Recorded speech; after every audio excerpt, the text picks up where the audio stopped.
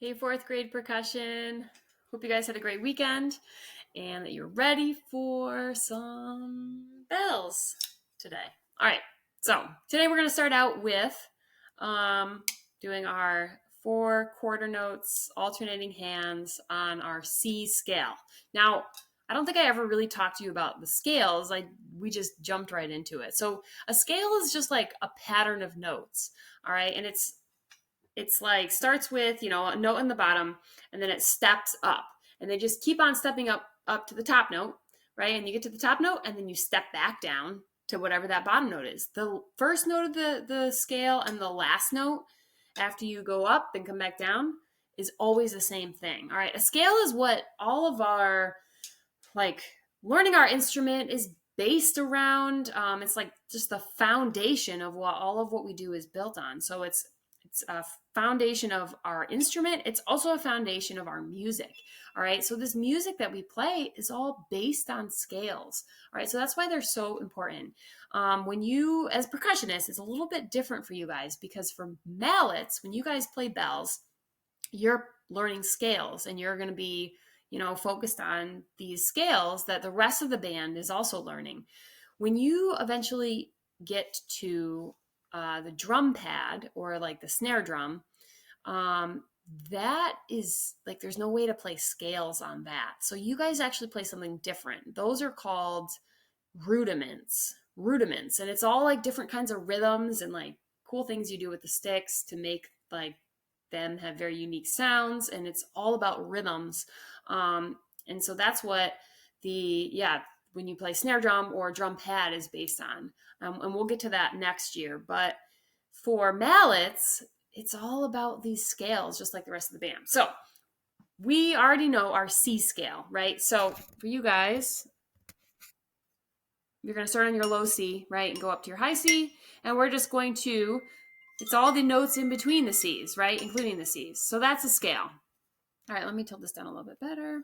Okay, so we're going to start here on the C, go up to here. I am sitting down. It's just easier with putting the computer on a table and have my music on a stand versus trying to balance the Chromebook on a music stand and hope it doesn't fall off and tilting it down. So I think this might be a little bit easier, but it does mean I have to sit.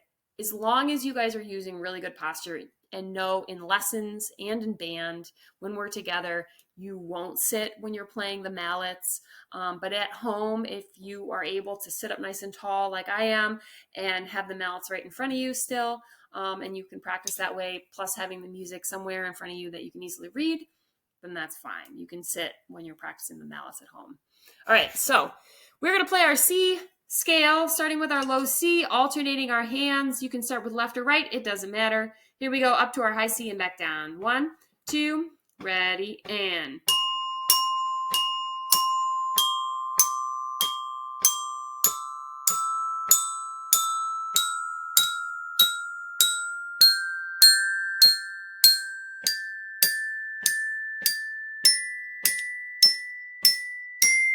and back down.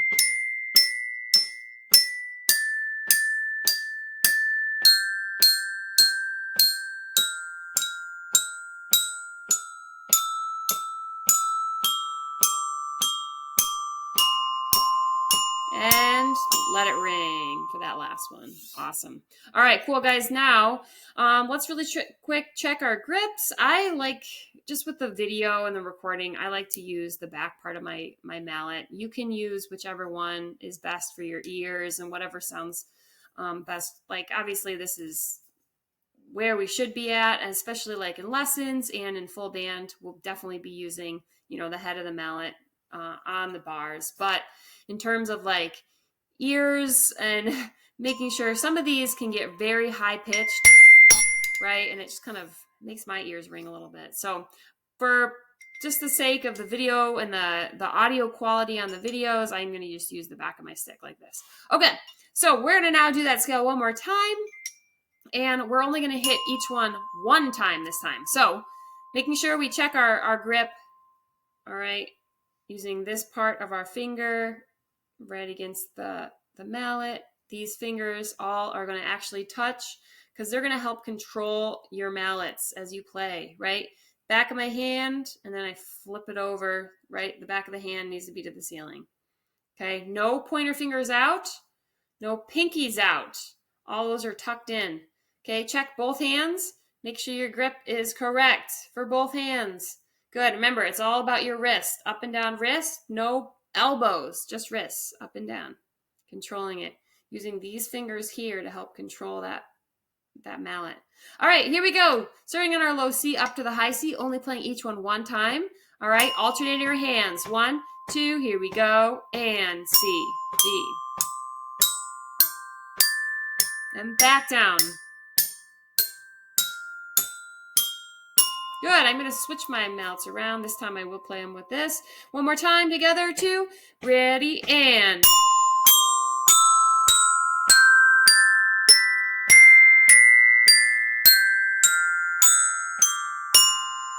Awesome. Cool. So I did it that time using the head of the mallet just to make sure it's like this good down and up motion, right? Can you guys all just find a G? Find your G and just work on up and down. Wrists on the G. Remember, think of it like a trampoline, and your mallet is bouncing off of it. You wouldn't ever want to go. You can't like stop as you're jumping on a trampoline. That'd be really hard to do, right? You gotta bounce. That's the point of the mallets, right? It's also the point of a trampoline. The point of a trampoline is not to stop on it, but bounce it up. There we go. Awesome. Cool. Okay, guys, we are going to now go to one of our exercises. So actually, I decided we should do the same one that we did last week so we can get really good at it, all right, and really focus on them rather than us going. I think sometimes I get excited and I go too fast through stuff, and I just, I don't know, I might give you too much material. The hard thing right now is like I can't hear how you're doing with the material, so I'm not sure if you're great at it and you just need to keep going, or if, or probably some people are doing great at it and they're ready to keep going, and some people are struggling with it a little and want to slow down a little. So I'm trying to find that middle ground. So I have been moving along at each lesson and going to all new stuff, but I'm going to try to slow down a little bit because, going back over things, it's so important and it's so key. And especially now as our stuff is getting more difficult, it's really important to make sure that we're taking our time and we're really developing these really good fundamentals, right? And that our hand is always correct, all right? And then we're working on this whole like eyes up and down thing, all right? Because it's tough, it's challenging. All right, so what I decided to do was to continue working on this same 2 songs in this part of the book. So right here, page, or this page that we've been on, we did this last week, number 7. I have the actual book right here, but I have it pulled up on the screen as well. So whatever you need to look at for it is great. We're going to start with this one, left hand alone again. Okay, I was just practicing this before I started the video, and I definitely started to see improvement. So hopefully you're starting to see improvement too. All right, so why don't we try this together? I'll angle this back down. Hopefully it's getting better for you guys too, but let's really work on making sure that we are using good wrists, right? That, how about the first time we can do some up and down looking. Don't worry as much about trying to just look at the music the whole time. All right, let's give it a try from the beginning. Let's see how we do. All right, so let's take it nice and slow. 1, 2, but steady. Ready, go. Sorry, I already messed it up. Let's do that one more time. 2, ready, go.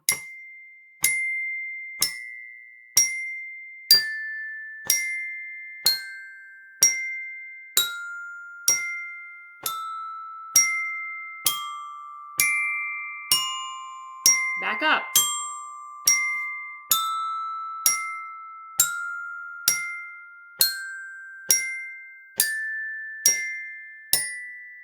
And let it ring for that last time.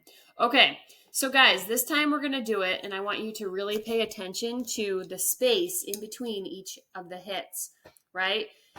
I want you to try to see if you can even like visualize like in your mind, like even just close your eyes and see if you can like imagine what your bells look like, all right, and where the bars are, and see how we do with like just like trying to visualize where they are, right? And like it's all about this spatial awareness and trying to picture where they are and where like how far our arm needs to move to get to each note. So we're gonna try it. You can try it with your eyes closed with me.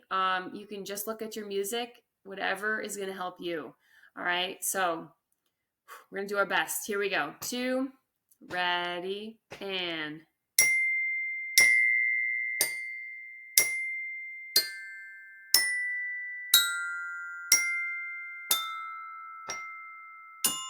two.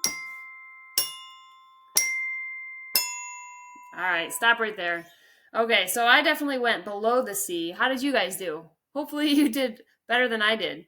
All right, so we're going to keep on working on that. All right, let me tilt this down. Let's try it one more time without looking at the bars. Look at your music or close your eyes. Here we go. 2, ready, and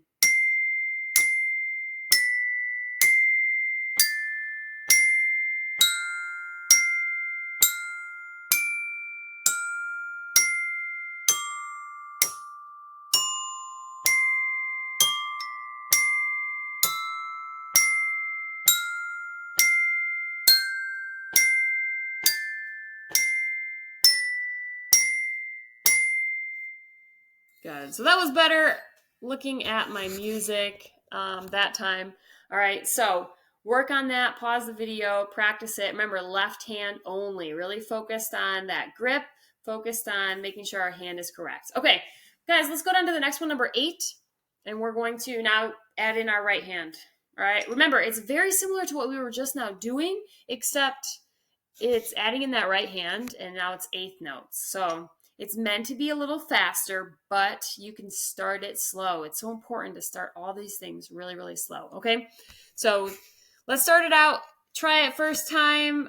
You can do what you need to, looking up and down, and then we're gonna work on not looking as much. Okay, here we go from the beginning of number 8. 2. Oh wait, sorry, I should move this so you can see number 8. That'd be a good idea. All right, here we go. From the beginning of number 8.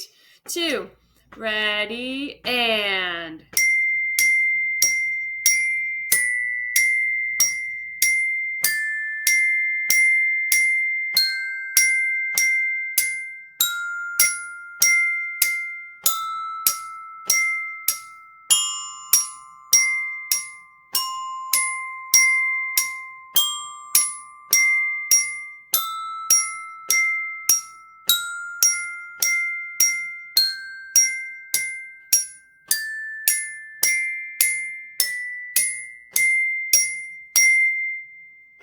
cool. I really like that one. So your left hand is doing the exact same thing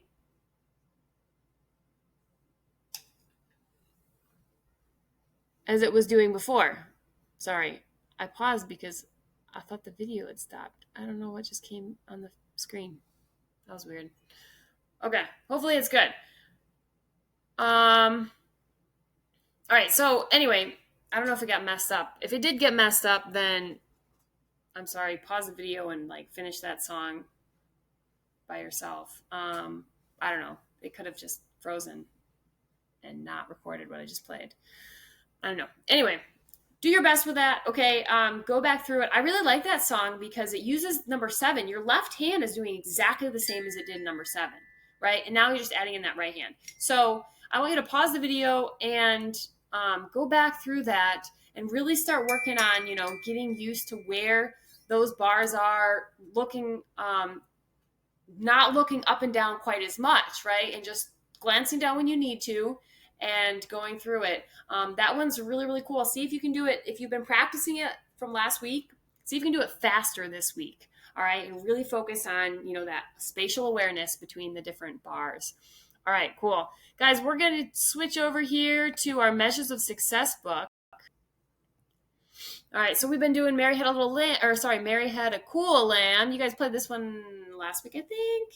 And we're going to play this one one more time because this is a fun one.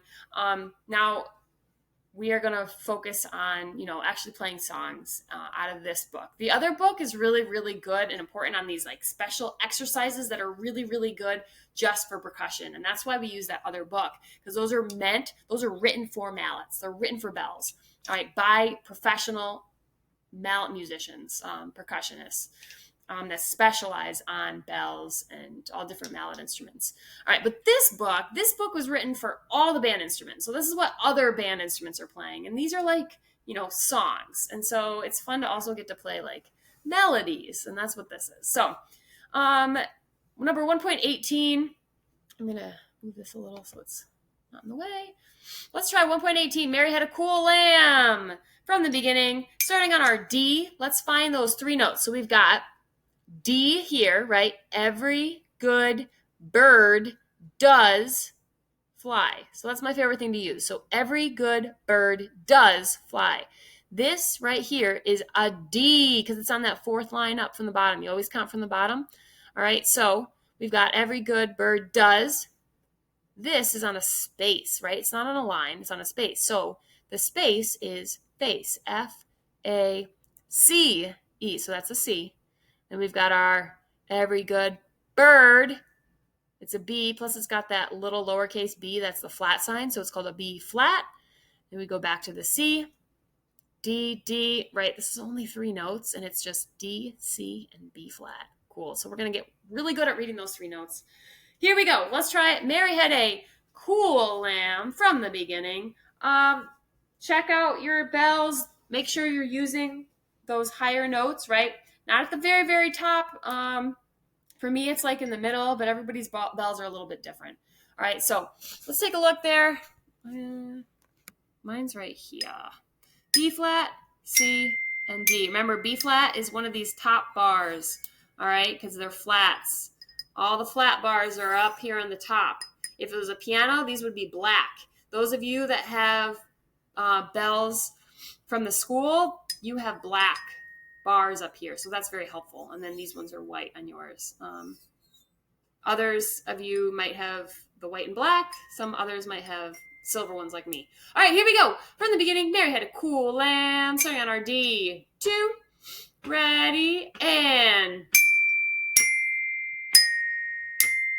rest. Rest. And rest.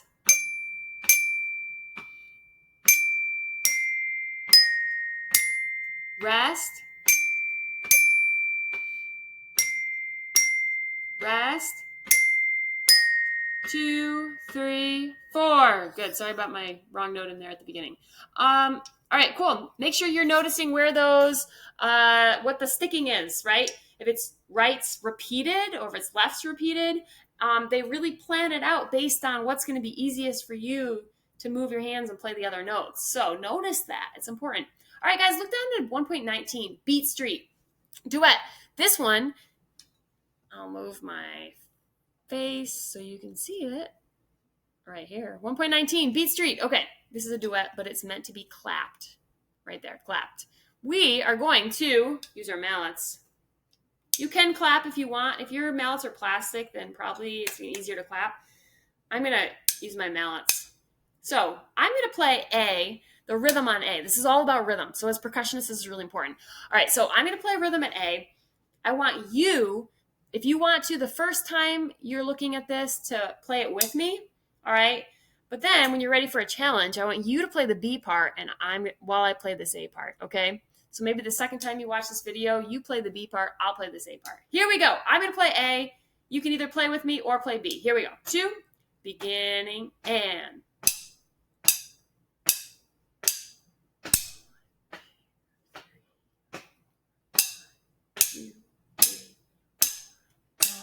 Two,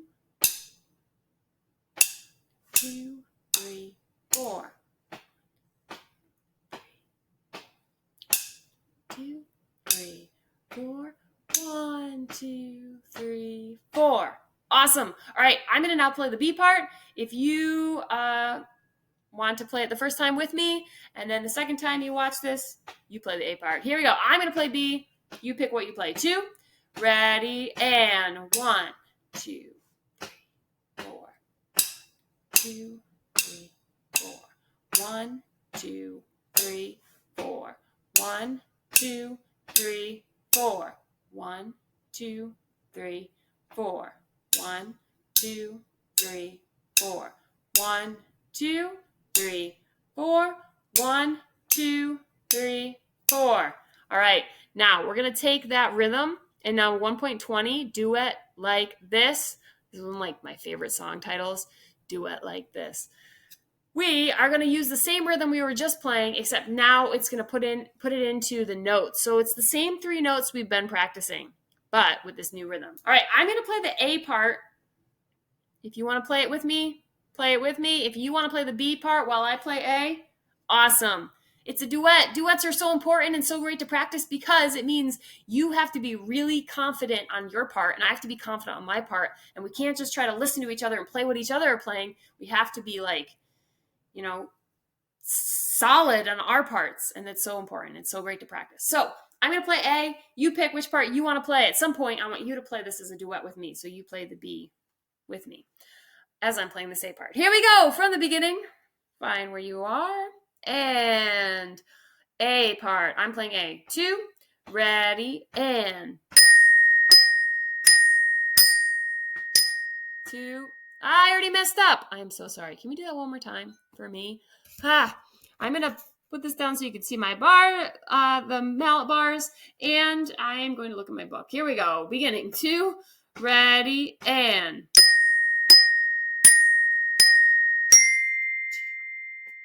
4.